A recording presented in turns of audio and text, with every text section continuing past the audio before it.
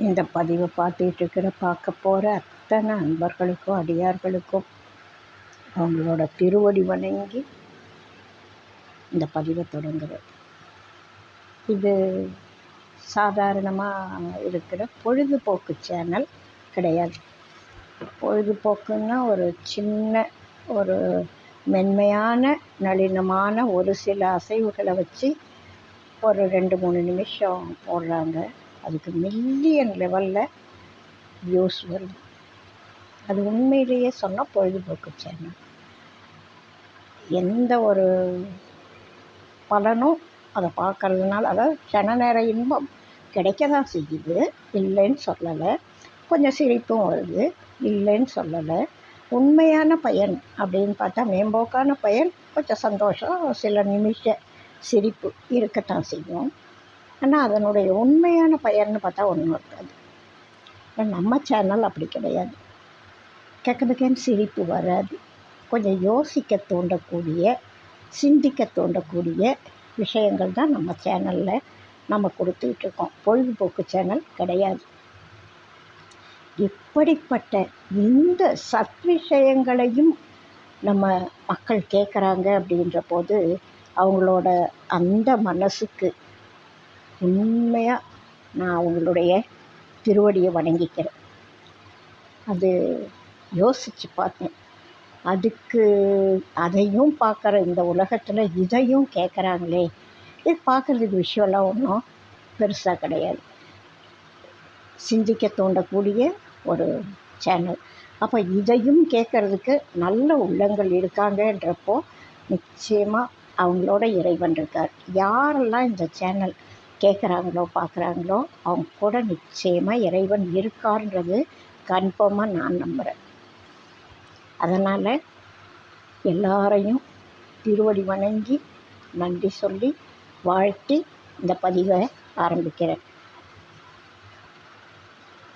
இந்த பதிவுலேயும் நாம் சுவாமிகளோட ஒரு பாடல், வண்ண விருத்தத்திலேருந்து ஒரு பாடல் தான் பார்க்க போகிறோம். மிக அழகான அந்த சந்தத்திலேயே ஒரு அழகு நடை, அது ரொம்ப நல்லாயிருக்கும்.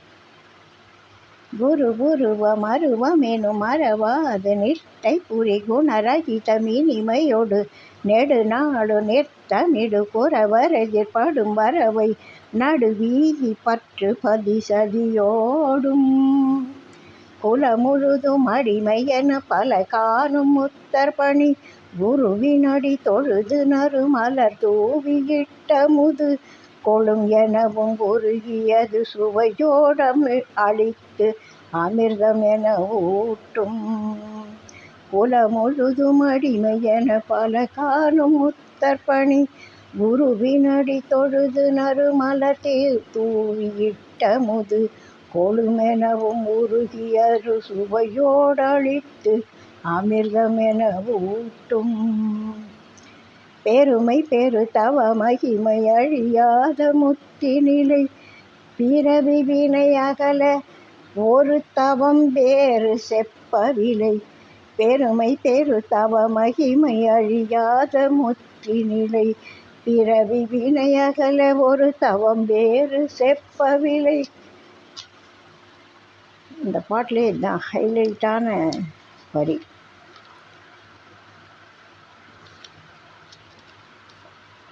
பிரம்ம நிலை உணர்பவர்கள் அறநூல் விதித்த விதி இதுதானே. அதை திரும்ப அதே வரிகளை சொல்கிறேன். பெருமை பெரு தவ மகிமை அழியாத முத்தி நிலை பிறவி வினை அகல ஒரு தவம் வேறு செப்பவிலை. பிரம்ம நிலை உணர்பவர்கள் அறநூல் விதித்த விதி இதுதானே. பெருமை இது எவரால் உரைக்கும் மொழி பிசகோர் அணுவிலை எனவும் மறையோர் களிப்புறுதல் பிறர் கருதி இவர் போல் நடக்க மனம் உருவாரே. பருவமெனும் உபநிடத மறை நூல் இலக்கணமும் பகரும் மொழி அனுதினம் உருவே ஜெபித்திலகு பதவுரைகள் அணுவளவும் மறவாது இயற்று குணமுடையோராய். பகலிரவில் ஒரு கணமும் அசையாது நற்கனிகள் பருகி ருசி அதிகமுள ரசமே வடித்து நிறை பசி தீவிரதமுடைய தபசீலருக்கமிர்த உணவாகும். சிறு குழவி கதறி அழுதிட ஓலமிட்ட குறை சிறைப்படுதல் முறைமையல எனவே தொடுத்த சரம் செவிடுபட அசுரர் கிளை கெடவேரறுத்த திறம் இதுதானே. ஜெகுண தரிகிட தொமென திருமால்கை மத்தளமும் செணு ததிங்கிண தொம் என வாழு நிர்த்தனமும் ஜெய ஜெயன அருள் பொழிய மௌனாதி சித்தர் சபை புகுவோனே. ஜெகுண தரிகிட தொமென திருமால்கை மத்தளமும் செணு ததிங்கிண தொம் என வாடு நிர்த்தனமும் ஜெய ஜெயன அருள் பொழிய மௌனாதி சித்தர் சபை புகுவோனே.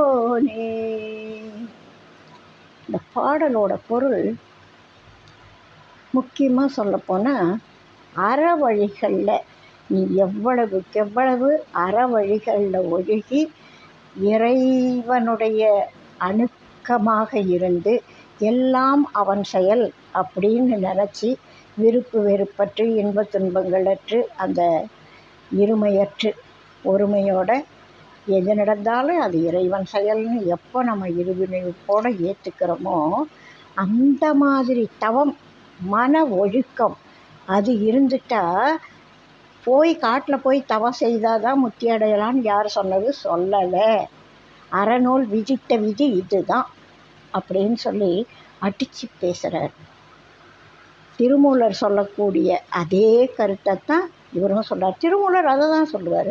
நீ காட்டுக்கு போயெல்லாம் ஒன்றும் செய்ய வேண்டாம், நீ ஒழுங்காக உனக்குள்ளே இருக்கிற இறைவனை பாரு, அன்பாக இருந்து ஒழுக்கமாக இருந்து உனக்குள்ளே இறைவனை பார்க்க கற்றுக்கிட்டீங்கன்னா அதாயா முத்தி, வேறு ஒன்றும் இல்லை அப்படின்னு சொல்லுவார் திருமூல நாயனார். அதே மாதிரியே இவரும் சொல்கிறாரு. இந்த பாடலோட பொருளை பார்க்கலாம். இப்போது இறைவன் அருவமாக இருக்கான், உருவமாக இருக்கான், அருவமாக இருக்கான், எல்லாமே அவன்தான். எந்த ஒரு பொருள் இருந்தாலும் அது எல்லாமே அவனுடைய படைப்பு. எல்லாத்துக்குள்ளேயும் அவன் இருக்கான். ஜடப்பொருள்லையும் இறைத்தன்மை இருக்குது. எல்லா உயிரினங்களுக்குள்ளேயும் இருக்குது. ஓரறிவுலேருந்து ஆறறிவு உயிர் வரைக்கும் எல்லா உயிர்கள்லையும் இறைவன் இருக்கார். இறைவன் இல்லாத இடமே கிடையாது. அதுதான் அங்கிங்கனாதபடி எங்கும் பிரகாசமாய். அவன் இல்லாத இடம்னு ஒன்றுமே கிடையாது. ஒரே ஒரு அணுவில் கூட நம்ம உடம்புக்குள்ளே இருக்கிற ஒரு அணுவை சொல்லுங்களேன். அணுவை உடைச்சா மிகப்பெரிய ஆற்றல் வெளியில் வருது. அதுதான் அணுமின் நிலையம். அணு எவ்வளோ பெருசு கண்ணால் பார்த்தா தெரியுமா? அதை உடைக்கிறது. அதை திருக்குறளினுடைய பெருமையை சொல்கிறதுக்கு அணுவை துளைத்து எழுகடலை புகட்டி குறுகத் தரித்த குறள் அப்படின்னு சொல்லுவாங்க. அணுவை துடைக்கிறதுக்கு நாம் முன்னாடியே சொல்லிட்டோம். அதை லேப் வச்சு காமிக்கலை. இப்போ மற்றவங்க லேப் வச்சு காமிக்கிறப்போ அவங்க கண்டுபிடிச்சவங்களா ஆயிடுறாங்க. அணுவை துடைக்க முடியும், உடைக்க முடியும். அதுக்கும் ஒரு பேர் கொடுத்துருக்காங்க, கோன். அணுவை சதகோரிட்ட கோணிலும் புலன் அப்படின்னு நரசிம்ம அவதாரத்தில் பிரகலாதனை சொல்கிற மாதிரி ஒரு வரி வரும். அதாவது சதகூரிட்ட ஒரு அணுவை 100 பாகமாக வெட்டினா அதுக்குள்ளேயும் இறைவன் இருக்கார். அந்த பீஸுக்கு பேர் 100 வெட்டின ஒரு துண்டுக்கு பேர் கோன் அப்படின்லாம் பேர் கொடுத்துருக்காங்க பெரியவங்க. அந்த அளவுக்கு நம்ம மிகப்பெரிய விஞ்ஞானிகளாக தான் இருந்திருக்கோம். இப்போ யாரோ விஞ்ஞானிகளாக பரிமளிச்சிக்கிட்டு இருக்காங்க. இங்கேருந்து போனது இதுக்கு வடிவம் இல்லாமல் போச்சு. அதுக்கெல்லாம் பிரபலம், வலிமை, வடிவம் எல்லாம் இருக்குது. நிறைய விஞ்ஞானிகளோட பேரை ஒரு புத்தகத்தில் நான் படித்தேன். விஞ்ஞானிகளோட வரலாறு இருக்குது. அது வெளிநாட்டுக்காரவங்க எழுதின புத்தகம். கணித மேதை ராமானுஜம்னு தலைப்பு இருக்குது. ஆனால் அந்த ராமானுஜத்தை பற்றிய வாழ்க்கை குறிப்புன்றதோ அவர் இந்தியர் அப்படின்றதோ எங்கேயுமே காட்டப்படலை. அது எனக்கு மிகப்பெரிய வருத்தம். எல்லாருக்கும் அவங்கவுங்க ஊர் பேரண்ட்ஸோட பேர் கூட இருக்குது சில பேருக்கு.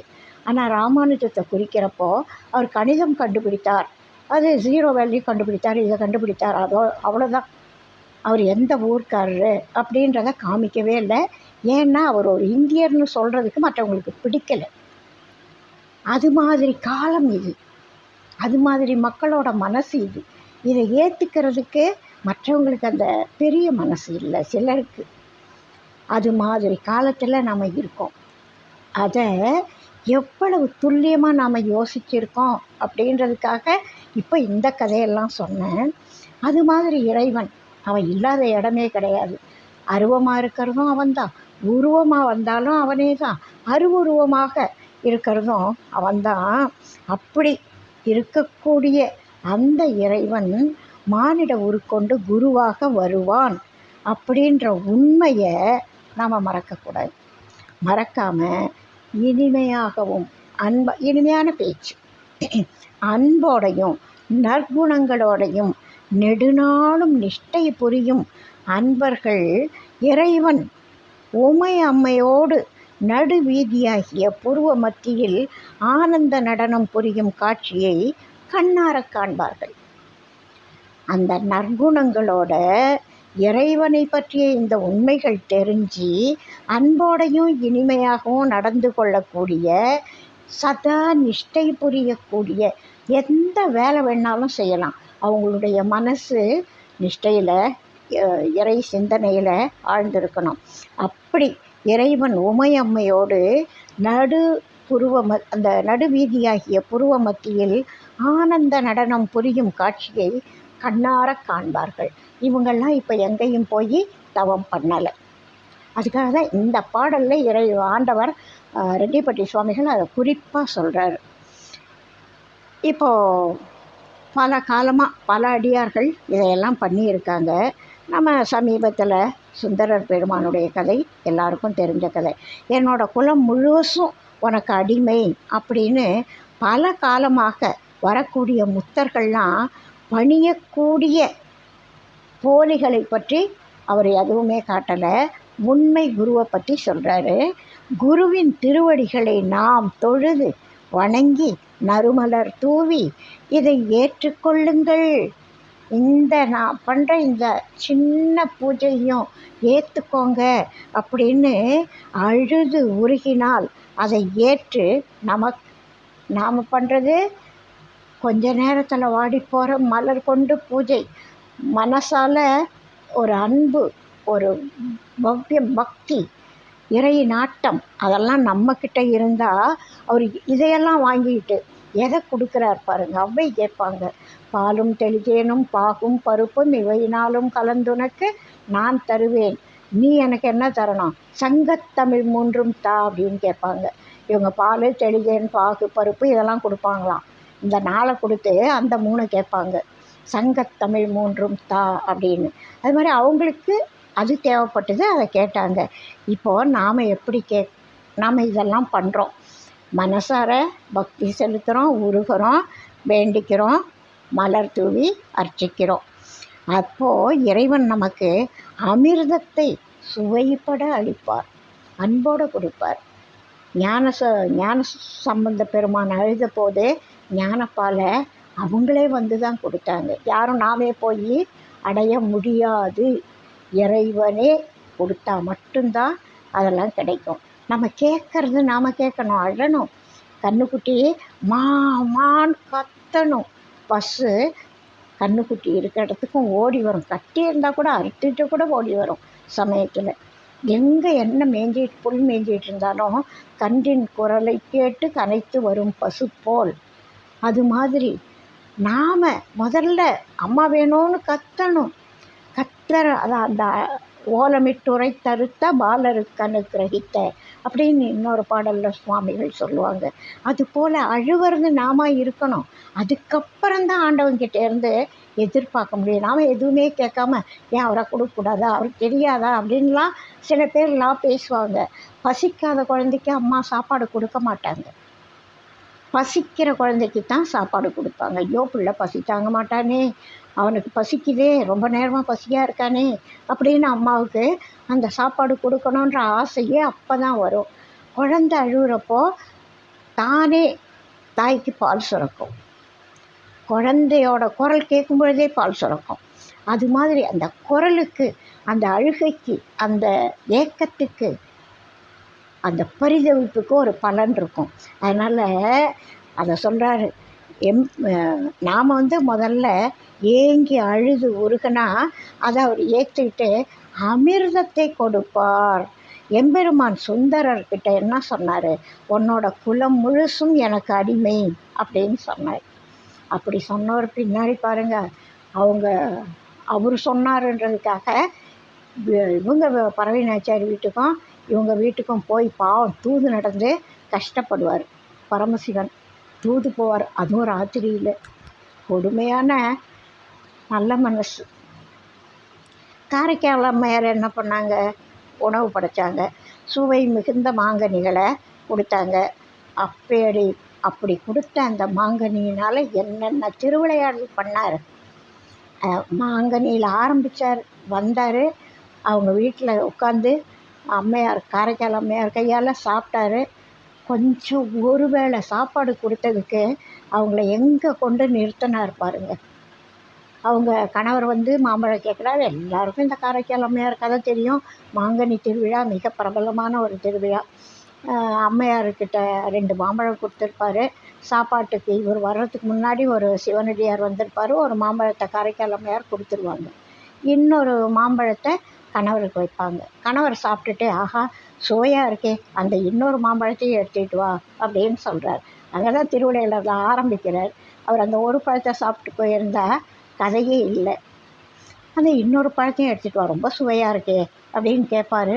அம்மையாருக்கு அந்த நேரத்தில், முன்னாடியே சொல்லியிருந்தால் பரவாயில்ல, அந்த நேரத்தில் இல்லை நான் இன்னொரு பழத்தை சிவனடியாருக்கு கொடுத்துட்டேன், இல்லை இன்னொரு பழம் இருக்கிறது, இந்த ஒரு பழம் தான் சொல்கிறதுக்கு அந்த கற்புக்கரசிக்கு மனசு வரல. அது சொல்லி இருக்கலாம், ஒன்றும் பெரிய குற்றம் ஆகிட்டுருக்காது. அதை சொல்ல மனசு வராமல் இறைவன்கிட்ட போய் கேட்குறாங்க. ஐயோ இப்போ அவர் கேட்குறாரே, நான் இப்போ என்ன பண்ணுறது, எப்படி இல்லைன்னு சொல்கிறது, இல்லைன்னு சொல்ல மனசு வரல அப்படின்னு அவங்க தவிக்கிறாங்க. இறைவன் தன்னோட திருவிளையாடல் ஆரம்பித்து இன்னொரு மாம்பழத்தை கொடுக்குறாரு. அந்த கனியை கொண்டு வந்து கணவருக்கு வைக்கிறாங்க. அந்த கனியை சாப்பிட்டவர் என்ன சொல்கிறார்? அந்த முதல்ல கொடுத்த கனியை காட்டிலும் இது பல மடங்கு சுவை அதிகமாக இருக்கே, இந்த கனி ஏது, நான் கொடுத்த கனி இல்லை போல இருக்கே அப்படின்னு அவர் சந்தேகமாக கேட்குறாரு. அம்மையார் எல்லா உண்மைகளையும் சொல்லிடுறாங்க. அதுக்கு மேலே இவங்க மறைக்கக்கூடாது. அதனால் எல்லாத்தையும் சொல்கிறாங்க.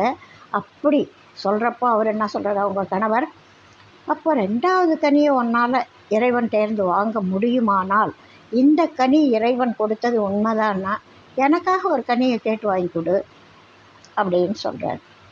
நான் பார்க்கணும், அவர் கொடுக்குறத நான் பார்க்கணும் அப்படின்னு கேட்குறாரு. மறுபடியும் போய் அம்மையார் அழுகுறாங்க. இது என்ன மிகப்பெரிய சோதனையாக முடிஞ்சு போச்சே, ஆண்டவருக்கு நாம் சோதனை வைக்கிறதா அப்படின்னு அம்மையார் அழுகிட்டு போய் இந்த பிரச்சனையிலேருந்து தப்பிக்கணுமேன்னு அவங்க கேட்குறாங்க. கேட்குறப்போ இறைவன் என்ன பண்ணார்? வருதான்னு பார்ப்போன்னு தானே சொன்னார் அவர். பார்க்கட்டோன்னு ஒரு கனியை மறுபடியும் கொடுக்குறாரு. அந்த கனியை அவர் கையில், கணவர் கையில் கொடுக்குறாங்க. அவர் கணவர் கையில் வாங்கின பிறகு அந்த கனி மறைஞ்சி போச்சு. இது எல்லாமே இறைவனுடைய திருவிளையாடல். ஒருவேளை சாப்பாட்டுக்கு எவ்வளோ செய்கிறார் பாருங்க இறைவன். அதுக்கப்புறம் அவர் என்ன பண்ணிடுறாரு? நீ சாதாரண பெண் அல்ல, தெய்வ பிறவி, உன்னோட நான் இல்லற வாழ்க்கை வாழ முடியாதுன்னுட்டு போயிடுறார். போயிட்டு வேற ஒரு அம்மையாரை கல்யாணம் பண்ணிக்கிறாரு. அவருக்கு ஒரு பொன் குழந்தை பிறகுது. அதுக்கு தன்னோட மனைவியாகிய புனிதவதியோட பேரையே அந்த குழந்தைக்கு வைக்கிறாரு. கொஞ்ச நாள் கழித்து அவங்க வர்றாங்க இந்த ஊரை நோக்கி. வரும்பொழுது அம்மையார் பார்க்குறாங்க, காலில் விழுந்து வணங்குறார். கணவன் மனைவியோட காலில் விழுந்து வணங்குறார். அப்போ மனைவிக்கு இனிமேல் ஒன்றும் இல்லை. அதாவது இந்த உடம்பு இருந்து சாதிக்க வேண்டிய விஷயம் ஒன்றும் இல்லை. அதனால் இறைவன்கிட்ட கேட்டு அவங்க தன்னோட உடம்பை எலும்பும் தோலுமாக மாற்றிக்கிறாங்க. அவங்களுக்கு எது மேலேயும் பற்று இல்லை, எந்த தேவையும் இல்லை, விருப்பம் இல்லை.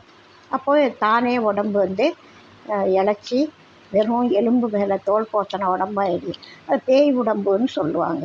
அது பேய் உடம்போ தோல் உடம்போ அவங்க அந்த அழகிய உருவம் இல்லாமல் மாறிட்டாங்க.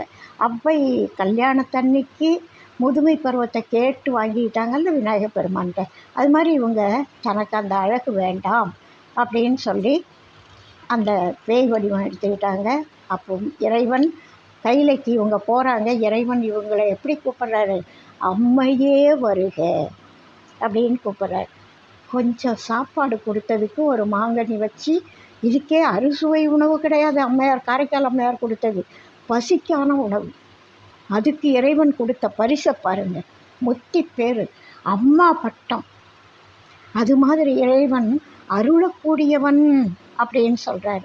அம்மையே வருக அப்படின்னு கூப்பிட்டு முத்தியும் கொடுத்தார் இல்லையா பரமசிவன்.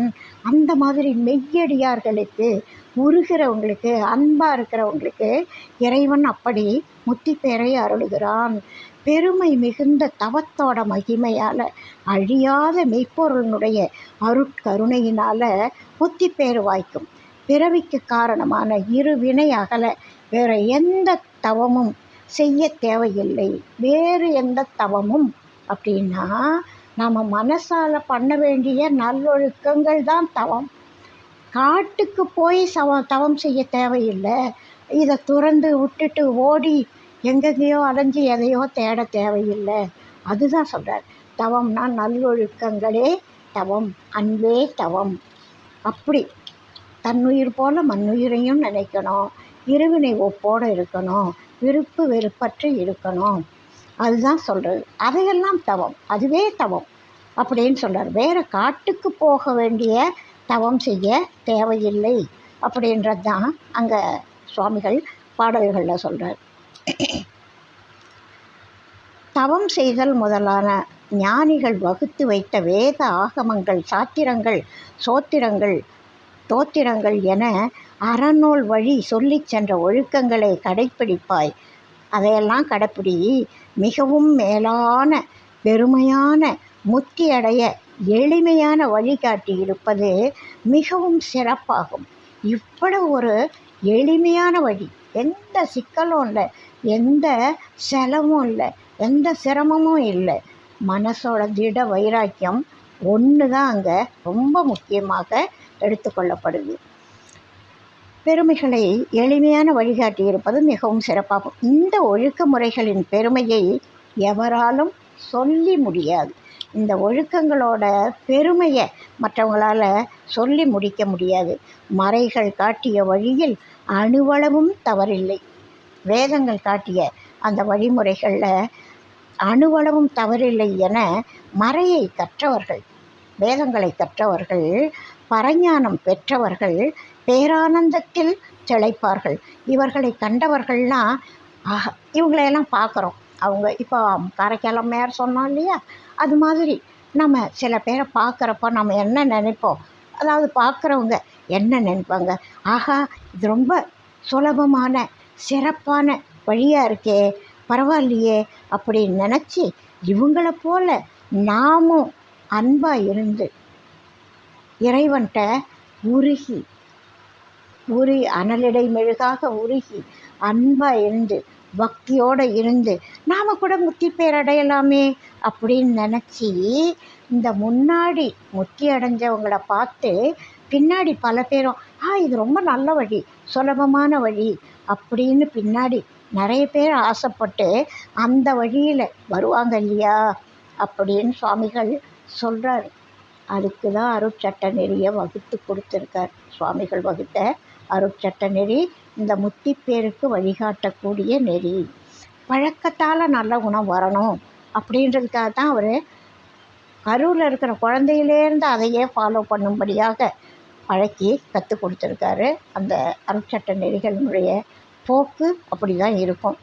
வேதமானது பொருள் உள்ள 3 காண்டங்களாக பிரிக்கப்பட்டுள்ளது. அதில் ஞான காண்டம் உபனிஷத் எனப்படுகிறது. உபை என்பது குருவை அடைந்து உபதேசம் கேட்பது. நீ என்பது புத்தியில் எண்ண ஓட்டங்கள் இன்றி உபதேசத்தை வாங்கிக் கொள்வது. சிந்தனை செதறாம உபதேசம் கேட்குறப்போ எப்படி இருக்கணும்னு சித்திரப்பாவையின் அத்தக அடங்கி மாணவன் உட்காரணும் அப்படின்னு சொல்லி இலக்கண நூல் சொல்லுது. அது இல்லாமல் தொல்காப்பியம் நூல்லாம் அப்படி சொன்னோம். ஜனக மகரிஷி பாடம் கேட்குறாரு. அப்போது அவருடைய அரண்மனையினுடைய ஒரு பகுதி பற்றி எரியுது. அப்போ கூட அவர் துளி கூட ஆடாமல் அசையாமல் அரண்மனையை திரும்பி பார்க்காம மற்றவங்கெல்லாம் ஓடுறாங்க எழுந்து. இவருடைய அரண்மனை, ஆனால் இவர் அசையவே இல்லை. குருவனுடைய வார்த்தைகளுக்கு மரியாதை கொடுத்து அங்கேயே உட்கார்ந்து அந்த உபதேசத்தை கவனமாக கேட்குறார். தெரிஞ்சும் தன்னுடைய அரண்மனை பற்றி எரியுதுன்னு தெரியும், கவனம் அதில் போகலை. நடக்கட்டும், இதுதான் முக்கியம் அப்படின்னு இருந்தார். அதுபோல் நீ என்பது புத்தியில் எண்ண ஓட்டங்கள் இன்றி அவ்வுபதேசத்தை வாங்கிக் கொள்வது. பவ்யமாக ஒரு சின்ன சிந்தல் செதறல் இல்லாமல் முழுக்க அந்த உபதேசத்தை பயபக்தியோடு வாங்கிக் கொள்வது. இதுக்கு உதாரணம் முருகப்பெருமான் பிரணவத்துக்கு பொருள் சொல்லும்போது சிவபெருமான் எப்படி இருந்தாருன்னு இன்னைய வரைக்கும் அந்த சிலையை பார்க்குறப்பெல்லாம் நம்ம நினச்சிக்கலாம், அந்த கதையை கேட்குறப்பெல்லாம் நினச்சிக்கலாம். குரு அப்படி இருந்து சொல்கிறத சீடன் இப்படி பவ்யமாக கேட்டுக்கணும், அப்போ தான் அது உள்ளே போகும், உண்மையாக கேட்குற பலன் கிடைக்கும். அதுக்காக அப்படி வாங்கி கொள்வது, அதுதான் நீ. உபனிஷத்தில் அதுதான் நீ.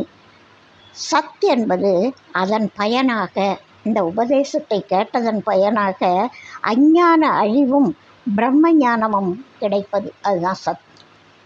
இப்படி பெருமை மிகுந்த உபனிஷத்தாகிய வேத நூல் கூறும் வழிமுறையை அனுதினமும் குரு உபதேசத்தை போற்றி, குரு உபதேசம் பண்ணுறார், நமக்கு சொல்லி கொடுக்குறாங்கன்னா அந்த உபதேச உரைகளை அணுவளவும் மறவாமல் கடைபிடிக்கக்கூடிய குணம் உடையோராய் நாம் இருத்தல் வேண்டும். அதுதான் தவம். இப்போ வெளியில் போய் நம்ம தவம் பண்ண வேண்டாம். நம்முடைய கடமைகளை, இல்லற ஒழுக்கங்களை எப்படி முறையோடு கடைப்பிடிக்கணுமோ, தாமரை இலை தண்ணீராக எத்தன் மேலேயும் பற்று இல்லாமல், இது ஆண்டவன் சொல்கிறான், அருணாச்சலம் முடிக்கிறான். அந்த நோக்கத்தில் நாம் இறைவனோட கை கருவி, அவர் நமக்குள்ளேருந்து கட்டளையிடுறார், நம்ம செய்கிறோம். எதுவும் நம்முடைய சமத்தில் இல்லை, இறைவன் செய்ய சொன்னால் செய்கிறோம். அந்த எண்ணத்தில் நம்ம இதை செய்யணும். பாரதியார் ஒரு பாட்டில் சொல்லுவார், தன் செயல் எண்ணி தவிப்பது தீர்ந்தெங்கு நின் செயல் செய்து நிறைவு பெறும் வண்ணம் நின்னை சரணடைந்தேன் அப்படின்னு சொல்லுவார் ஒரு பாடலில். அதுபோல் எந்த செயலும் என்னுடைய செயல் அல்ல, இறைவனுடைய செயல் அப்படின்னு நாம் நினச்சி நம்முடைய செயல்களை செய்யணும். அப்படி பகலும் இரவும் எப்போதும் ஒரு கணமும் அசையாது அந்த சிந்தையில் திருவடியை வைத்து விலகாது வேறு சிந்தனைகளுக்கு இடம் தராது இருக்க வேண்டும். எல்லாம் அவன் செயலாய் எண்ணி அந்த ஞான கனியை பருக வேண்டும். சுவை மிகுந்த ரசம் வடித்து தரும் குரு உபதேசமானது தாழ முடியாத தீவிர இறை நாட்டம் உடைய தவசீலர்களுக்கு அமிர்தமாகிய உணவு கிடைக்கும். சிறு குழவியானது தன் தாயை பிரிந்தபோது கதறி அழுவது போல நீ ஓலமிட்டால் பிறவி எனும் தலையில் சிக்காது தவிர்ப்பாய் அப்படின்னு சுவாமிகள் இந்த பாடல்களில் சொல்கிறாங்க. எனவே ஆணவம், மாயை, கன்மங்களாகிய அசுரர்கள் வேறற அழிய வேண்டும் என்பதற்காக செவிடுபட, காது தாங்க முடியாத அளவுக்கு பாணங்கள் தொடுத்தது போல, போரில் ஒரு அசுரனை அழிக்கிறதுக்கு பாணங்கள் தொடுக்கிற மாதிரி அழிய வேண்டும் என்பதற்காக செவிடுபட பாணங்கள் தொடுத்தது போல முதலில் துன்பம் கொடுத்து, நமக்கு தாழ முடியாத துன்பங்கள் வருதுன்னா நம்முடைய மலங்களை அழிக்கிறதுக்கு இறைவன் அனுப்பக்கூடிய பாணங்கள், அதெல்லாம் நம்முடைய நன்மைக்காக. அந்த துன்பம் வரும்பொழுது இறைவன் அது கூடவே நம்ம கூட இருக்கார் அப்படின்ற நம்பிக்கை நம்முடைய மனசுக்குள்ளே வரணும். துன்பம் கொடுத்து பின்னர் பேரின்பம் அருள்வார். துன்பத்தை கொடுத்து நம்மக்கிட்ட வேண்டாததை எல்லாம் போக்கி நம்ம உணர வச்சு அருள் விளக்கம் பண்ணி அதுக்கப்புறம் நமக்கு பேரின்பத்தை வழங்குவார். இப்போ கடைசியில் ஒரு கதையே சொல்கிறார் பாருங்க, 2 வரியில். திருமால்கை மத்தளமும் ஜெகுண தரி கிடத்தோம் என, அந்த திருமால்கை மத்தளம் வாசிக்கிறது அப்படின்றாங்க இல்லையா, இதில் ஒரு கதையே இருக்குது. பரமசிவன் திருப்பார்கடலில் கடந்து எடுத்த போது வந்த விஷத்தை பரமசிவன் முழுங்கிடுறாரு. திருநீலகண்டம்ன்ற பேர் வந்தது அதனால தான். ஆளாள சுந்தரர் இவங்க போகிறாங்க, அந்த இதை எடுத்துகிட்டு வந்து தராங்க. நந்தியம்பெருமானும் போகிறாரு, எடுத்துகிட்டு வர்றாரு, சிவன்கிட்ட கொடுக்குறாங்க, வாங்கி முழுங்கிடுறாரு. முதல்ல அங்கே இங்கேன்னு இல்லாமல் பறந்து விரிஞ்சு எல்லாரையும் விரட்டுச்சு. எல்லாரையும் பஸ்பமாக்குற அளவுக்கு இருந்த விஷத்தை உருட்டி சின்னதாக ஆக்குனது சுந்தரர். அந்த சுந்தரர் கொடுத்ததை இவர் வாங்கி வாயில் போட்டுக்கிறார். உமையம்மை என்ன பண்ணுறாங்க, இறைவனுக்கு உள்ள எல்லாம் கோடானு கோடி உயிர் இருக்குது, அது அழியாமல் இருக்கணும், அந்த உலகம் அழியாமல் இருக்கணும், இந்த வெளியில் விட்டா உலகத்துக்கு ஆபத்து, உள்ளே விட்டா அண்ட சராசரத்துக்கும் ஆபத்து. அதனால் உமையம்மை என்ன பண்ணிட்டாங்க, இங்கே தடுத்து நிறுத்தினாங்க. அவங்களும் நம்ம உயிர்கள் மேலே இருக்கிற கருணையினால தான் அதை பண்ணாங்க. அப்படி பண்ணுறப்போ ஒரு செகண்டு நந்தியம்பெருமான் நினைக்கிறார். அவர் நினச்சது வேறு யாருக்கும் தெரியாது, உள்ளுக்குள்ளே நினைக்கிறார், இந்த பரமசிவம் பாரியா அந்த விஷத்தை சாப்பிட்டாரு, அந்த தொண்டையில் நின்று போச்சு, ஆனால் நீளமாகிடுது. நான் என் கையில் வாங்கினேன், கையில் ஒன்றுமே நீளம் இல்லை. அப்போ நானும் பெரியாள், நான் பெரியாள் தான்ப்பா, எனக்கு அந்த விஷம் பட்டு ஒன்றும் ஆகலையே அப்படின்னு ஒரு செகண்டு நந்தியம்பெருமான் நினச்சாராம். அதனால் பரமசிவன் என்ன பண்ணார், அவருடைய 2 கொம்புக்கு இடையில நின்று நடனமாடி நந்தியம்பெருமானுடைய ஆணவத்தை, அதாவது கர்ப்பம், அதை அழிக்கிறார். அந்த வேலை நடக்கிற போது பக்கத்தில் உட்காந்து திருமால் மத்தளம் வாசிக்கிறார். அப்புறம் நந்தியம்பெருமானுக்கு அந்த இது இல்லாமல் போச்சு. அந்த பிரதோஷ கால பூஜை நடக்கிறதோட பெருமை அதுதான். அவர் ஈசான்ய மூலையில் வரும்பொழுது அவருக்கு மிக பிரம்மாண்டமாக பூஜையெல்லாம் செய்கிறாங்க. திருமால் மத்தளம் வாசிக்கும் இடம் அது. இவர் நடனத்துக்கு, அதாவது இறைவனுடைய நடனத்துக்கு, நந்தியினுடைய 2 கொம்புகளுக்கு இடையில் ஆடக்கூடிய நடனத்துக்கு திருமால் மத்தளம் வாசிக்கிறாரு. அதை அழகாக சொல்கிறார் பாருங்க. ஜெகுண தரிக்கிடதும் என திருமால்கை மத்தளமும் ஜெனுத ஜெனுத திங்கிணத்தோம் என ஆடு நிறுத்தனமும். இவர் ஜெனுத ஜெனுத திங்கிணத்தோம் அப்படின்னு இவர் ஆடுறாராம். அவர் ஜெகுண தரிக்கிடத்தோம் என இவர் திருமால் மத்தளம் வாசிக்கிறாராம். நல்லா இருக்குது அந்த ஓசை கூட. உண்மையிலே இது சிவபெருமான் நடனம் ஆரம்பித்தா அப்படி தானே இருக்கும். அதனால் இதுவும் அதுவும் ரொம்ப நல்லா இருக்குது. ஜெய ஜெயன அருள் மழை பொழிய அருள் பொழிய மௌனாதி சித்தர் சபை புகுவோனே. மௌனத்தில் தான் எல்லாமே ஒழிஞ்சிகிட்ருக்கு. எண்ணங்களற்ற மௌனம், வாய் உதடு பேசாத மௌனம் இல்லை, இது மௌனமே கிடையாது. மௌனம் இல்லாமல் பல எண்ணங்கள் உள்ளே ஓடிட்டு இருந்தால் அது மௌனமே கிடையாது, உதடு அசையலைன்னு அர்த்தம், அவ்வளவுதான். எப்போ எண்ணங்களே இல்லாத மௌனம் இருக்கோ அந்த மௌனத்தில் இறைவன் அருள்மழை பொழிய வருவான்.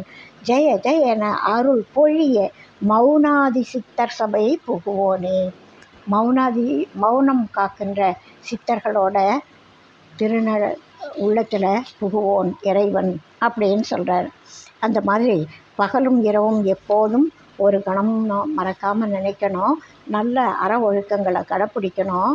அப்போது திருமால்கை மத்தளமும் ஜெகுணத்தை அறிக்கிடத்தோம் என வாசிப்பதும் ஜெனுத ஜெனுத திங்கிணத்தோம் அப்படின்னு இவர் திருநடம் புரியறதும், ஜெய ஜெய அப்படின்னு முழக்கத்தோடு அன்பர்கள் அடியார்கள் அருள்மழை பொழியறதும் மாணிக்க வாசகர் ஒரு பாட்டில் சொல்வார். அதே மாதிரி சேந்தனார் திருப்பல்லாண்டில் சொல்வார். மாணிக்கவாசகர் பெருந்தகை சொல்வார். அந்த ஒரு பக்கம் இவங்க வாசிக்கிறாங்க, யாழ் வாசிக்கிறாங்க, வீணை வாசிக்கிறாங்க, கை கூப்பி தொழுகை நடத்துகிறாங்க, தொழுதுகிட்டு இருக்காங்க. அப்படின்னு சொல்லி ஒரு பாடலில் ரொம்ப அருமையாக இருக்கும் அந்த பாடல். ஒரு பால், அதாவது அந்த சிவன் இருக்கிற ஏரியா எப்படி இருக்கும் அப்படின்னா, ஒருத்தர் வீணை வாசிக்கிறாங்க, ஒருத்தர் பாட்டு பாடுறாங்க, ஒருத்தர் உருகி அழறாங்க, ஒருத்தர் 2 கையும் மேலே கூப்பி தொழுறாங்க, ஒருத்தர் விழுந்து வணங்குறாங்க. இப்படி ஒவ்வொருத்தரும் பாடல்களால் அர்ச்சனை பண்ணுறாங்க. அந்த சிவன் இருக்கிற இடத்த வர்ணிக்கிறப்போ ரொம்ப அழகாக வர்ணிப்பார் மாணிக்கவாசகர் பெருந்தகை. அந்த பாடல் இப்போ எனக்கு மறந்து போச்சு. ரொம்ப அருமையான பாடல், எனக்கு தெரியும். ஆனால் இப்போ அந்த முதல் வரி வரமாட்டேங்குது. அது மாதிரி இந்த நிலைமையே மாணிக்கவாசக பெருமானும் செல்வர் சிவபுரத்தின் உள்ளார் அப்படின்னு சொல்கிறார். இந்த மாதிரி இதுதான் ஐயா முத்தி நெறி அடையிறதுக்கு தவம் வேறு செப்பவில்லை அப்படின்னு சொல்கிறார். இந்த பாடலினுடைய மிகச்சிறப்பான ஹைலைட் வரி அதுதான். அதனால் பெருமை பெரு தவ மகிமை அழியாத முத்தி நிலை பிறவி வினை அகல தவம் வேறு செப்பவில்லை. யாரும் இது மாதிரி தவம் செய்தினா, அதாவது வாழ்க்கை தவம், மனசால தவம் செய்தினா உனக்கு வேறு எந்த தவமும் தேவையில்லை. முத்தி நெறி அடையிறதுக்கு, பிறவி வினை அகல்றதுக்கு வேறு தவம் செய்ய வேண்டாம். இந்த அற ஒழுக்கங்களையே கடைப்பிடி, மௌனமாக இரு, மௌனம்னா மன மௌனம் இரு அப்படின்னு சொல்லக்கூடிய இந்த பாடல் மிகவும் சிறந்த ஒரு பாடலாக நான் நினைக்கிறேன். இன்னொரு தடவை வேணா அந்த பாடலை ஒரு தடவை சொல்கிறேன். மிக அருமையான பாடல். குரு குருவ மருவமெனும் மறவாது நிஷ்டை புரி குணரகிதமினிமையோடு நெடு நாடு நெற்தமிடு புறவரெதிர் படும் பறவை நடு வீதி பற்று பதி சதியோடும் புல முழுதும் அடிமை என பல காலம் முத்தர்பணி குருவினடி தொழுது நறு மலர் தூவி இட்டமுது கொழுமெனவும் முருகி அரு சுவையோடளி தமிழம் என ஓட்டும் பெருமை பெரு தவ மகிமை அழியாத முத்தி நிலை பிறவி வினை அகல ஒரு தவம் வேறு செப்பவில்லை பிரம்ம நிலை உணர்பவர்கள் அறநூல் விதித்த விதி இதுதானே பெருமை இது எவரால் உரைக்கும் மொழி பிசகோர் அணுவிலை எனவும் மறையோர் களிப்புறுதல் பிறர் கருதி இவர் போல் நடக்க மனம் உருவாரே பருவமெனும் உபநிடத மறை நூல் இலக்கணமும் பகரு மொழி அனுதினமும் உருவே ஜெபித்திலகு பத உரைகள் அணுவளவும் மறவாது இயற்று குணம் உடையோராய் பகலிரவில் ஒரு கணமும் அசையாது நற்கனிகள் பருகி ருசி அதிகமுட ரசமே வடித்து நிறை பசி தீவிரதமுடைய தபசீலருக்கமிர்த உணவாகும் சிறு குழவி கதறி அழுதிட ஓலமிட்ட குறை சிறைப்படுதல் முறைமை அல எனவே தொடுத்த சரம் செவிடுபட அசுரர் கிளை கெடவேர் அறுத்த திறம் இதுதானே செகுண தரி கிடத்தோம் என திருமால்கை மத்தளமும் செகுண செணு ததிங்கிணத்தோம் என ஆடு நிர்த்தனமும் ஜெய ஜெயன அருள்மழை பொழிய மௌனாதி சித்தர் சபை புகுவோனே ஜெய ஜெயன அருள் பொழிய மௌனாதி சித்தர் சபை புகுவோனே. இறைவன் மௌனாதி சித்தர்களுடைய மனமாகிய சபைக்குள் புகக்கூடியவன். பிறவி வினையகல வேறு எந்த தவமும் மறைநூல்கள் செப்பவில்லை, மறைஞானிகள் செப்பவில்லை. இந்த மன ஒழுக்கத்தை கடைப்பிடிக்கிறவங்களுக்கு முத்தி நெறி கிட்டும். அதுக்கு உதாரணத்துக்கு காரைக்கால் அம்மையாரையெல்லாம் சொல்லி காட்டுறார். இவங்க வாழ்க்கையெல்லாம் பாருங்க, அப்படி பார்த்து அவங்கள போல ஓஹோ இவங்க போன வழியில் நாம் போனால் இந்த திருவிளையாடல் புராணங்களில் எதுக்கு எழுதுனாங்க, இது மாதிரி இருந்தால் நமக்கும் இறையருள் கிட்டும் அப்படின்னு தெரிஞ்சுக்கணும், மக்கள் தெரிஞ்சுக்கணும். அவங்கவுங்க ஒவ்வொருத்தருக்கும் ஒவ்வொன்று பிடிக்கலாம், ஒருத்தரை போல் இன்னொருத்தர் செய்ய முடியாது. ஆனால் ஒருத்தருடைய பாதை இவங்களுக்கு பிடிச்சிருக்கலாம். ஆஹா இது சுலபமாக இருக்கே, இது நம்ம செய்யலாமே அப்படின்னு இவங்கள்லாம் பெரியவங்களை பார்த்து வரணும், அந்த வழியில் வரணுன்றதுக்காகத்தான் இந்த ஞான நூல்கள்லாம் ஏற்படுத்தி கொடுத்தது இறை கருணை. நாம் உயர்றதுக்காக இறைவன் ஏற்படுத்தி கொடுத்த ஒரு வழிகாட்டுதல். அதனால் நீங்கள் பிறவி வினையகல தவம் வேறு செப்பவில்லை. அதனால் இந்த ஒழுக்க நெறிகளை கடைப்பிடியுங்கள். அன்னம் பாலிக்கிறது மிகப்பெரிய ஒழுக்கம். அதை அன்போடு செய்யணும், பக்தியோடு செய்யணும். காரைக்காலுக்கு அம்மையாருக்கு கிடைச்ச மாதிரி கிடைக்கும். அதை சுவாமிகள் ரெட்டியப்பட்டி சுவாமிகள் பாடல்களில் சொல்லியிருக்கிறது எனக்கு ரொம்ப பிடிச்ச பாடல் அது. அதனால் இது அன்பர்களுக்கும் சொல்லணும்னு தோணுச்சு. வாழ்க வளமுடன். இந்த பாடல் உங்களுக்கு பிடிச்சிருந்தா இதுவரை பண்ணாதவங்க சப்ஸ்கிரைப் பண்ணுங்கள், லைக் பண்ணுங்கள், ஷேர் பண்ணுங்கள். உங்களோட கனிவான கருத்துக்களை இந்த பாடல் பற்றிய, இந்த பதிவு பற்றிய எந்த கருத்து வேணாலும் சொல்லலாம். வாழ்க வளமுடன். உங்கள் எல்லாரையும் திருவடி வணங்கி இந்த பதிவை நிறைவு செய்கிறேன். அடுத்த பதிவில் அடுத்த ஒரு பாடலோடு சந்திப்போம். வாழ்க வளமுடன். வாழ்க வையகம்.